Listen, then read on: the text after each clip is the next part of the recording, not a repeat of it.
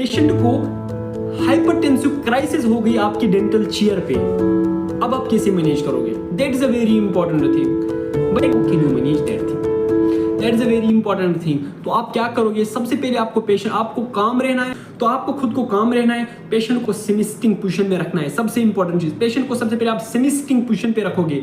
Semi sitting position पे रखने के बाद, तो जब आप पेशेंट को सेमी सिटिंग पोजीशन पे रखोगे, उसके बाद आप पेशेंट को ऑक्सीजन एडमिनिस्ट्रेशन करोगे। ऑक्सीजन एडमिनिस्ट्रेशन करने के बाद, जब ऑक्सीजन एडमिनिस्ट्रेशन हो गई, तो उसके बाद आप पेशेंट को क्या करोगे? आप पेशेंट को डायज़ेपाम की गोली दोगे। अब पहले ऑक्सीजन दोगे। अगर ऑक्सीजन से पेशेंट का हाइपरटेंशन कम नहीं होगा, पेशेंट का ब्लड प्रेशर कम नहीं हुआ, वो क्राइसिस कम नहीं हुई, तो आप फिर डायज़ेपाम दोगे। तो अगर आप डायज़ेपाम से भी कम नहीं हुआ, सब इन चीज़ से नहीं कर, तो हम पेशेंट को मेडिकल केयर हम पेशेंट को रेफर करते हैं। तो रेफर के दौरान, तो पेशेंट को तो हमें बचाना है ना, तो रेफर के दौरान हमें क्या करना है? पेशेंट को हमें फ्रूसमाइड देना है। क्या देना है?